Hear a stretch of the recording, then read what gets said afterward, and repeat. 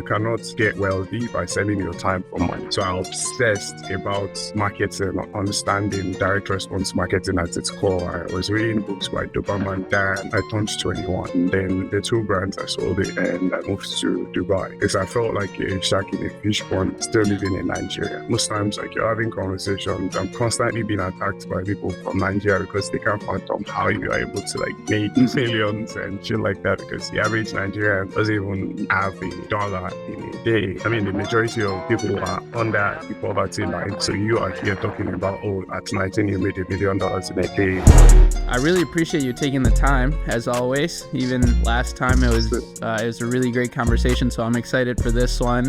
And I want to start off, to be honest with you, with something you already told me a little bit about, but I want my community to get to know you a little bit more too. So I'd love to just know your entrepreneurial story from the beginning. Like, when did you become an entrepreneur? How did that happen? And how did it lead to where you're at now? Okay, yeah, my entrepreneurial journey, I would say I started since I can remember, but officially when I was 11 years old, but it was not online.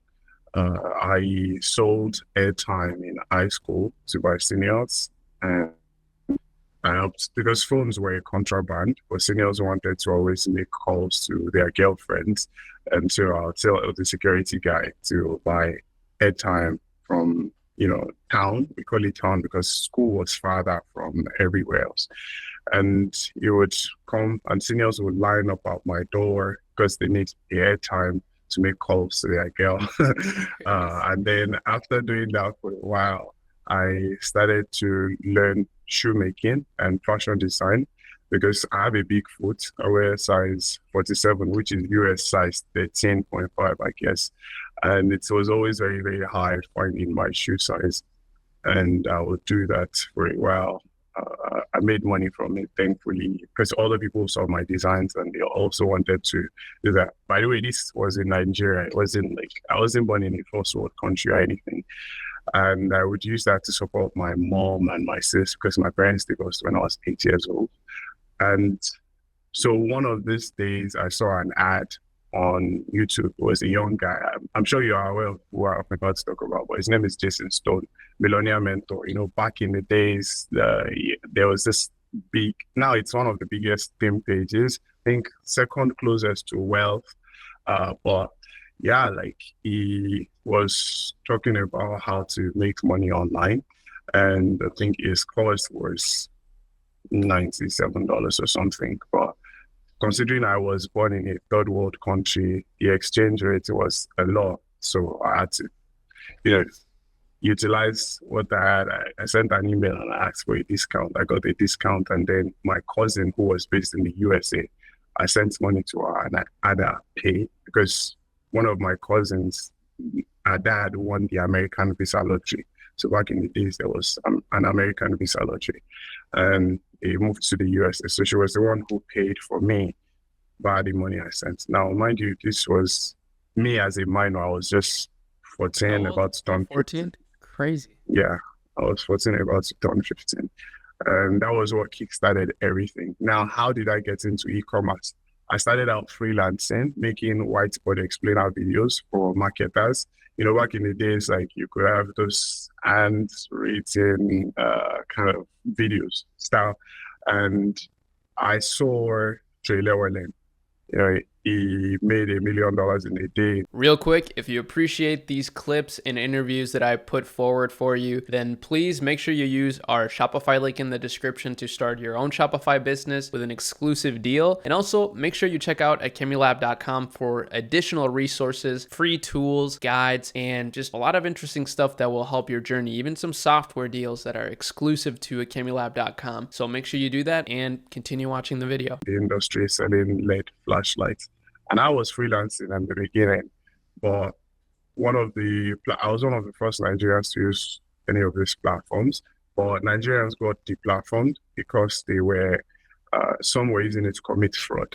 I mean, that's literally what most people think of when they hear Nigeria. They think of fraud.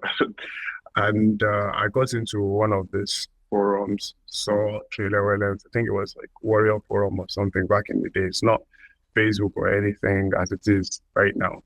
And I saw his results. And I'm like, shit, I want to know whatever this guy is doing, right? Mm-hmm. And I knew, because I had always read, that you cannot get wealthy by selling your time for money, right? So I obsessed about marketing, understanding direct response marketing at its core. I was reading books by Doberman Dan, Gary Albert. I was reading books by Eugene Schwartz, David Ogilvy, and all of these OGs of direct response marketing, Robert Cialdini.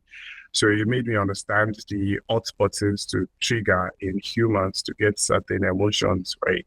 And I partnered up with someone, because I partnered up with someone who was Irish in the forum, so that I can get access to the payment gateway. So payments were to be received with his own account, and then he takes 20% of it and sends the remaining, and we use that to make payments for stuff.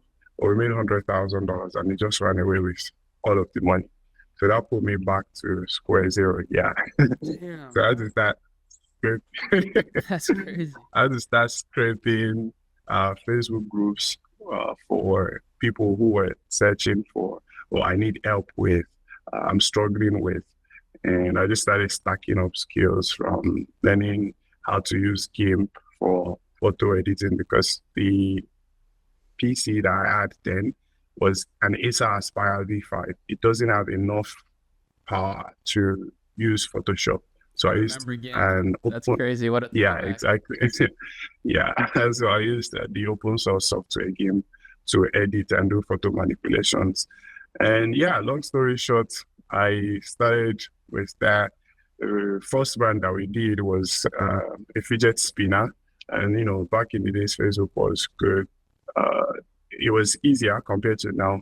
That's the money that the partner ran away with. Mm-hmm. So, but the second two brands that I built was Bell Wasted. It was a shapewear brand for women who didn't like how they looked after childbirth.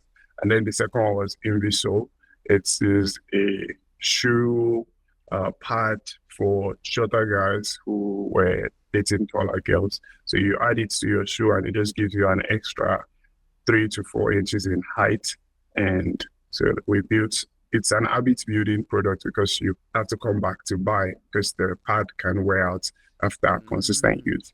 So it's something people have to come back to buy. And it was kind of like a subscription box service. And yeah, I did that for, I think, like 9 to 10 years. And I sold the company in 8 to 9 years, because I sold the company when I turned 21. And then the two brands, I sold it and I moved to Dubai, because I felt like a shark in a fish pond, still living in Nigeria. Most times, like, you're having conversations, I'm constantly being attacked by people from Nigeria because they can't fathom how you are able to like make millions and shit like that, because the average Nigerian doesn't even have $1 in a day. I mean, the majority of people are under the poverty line. So you are here talking about, at 19 you made $1 million in a day. You do this, it's unfathomable. But yeah, that's been my journey. And now I'm documenting the journey with Phoenix Watches to the $100 million market.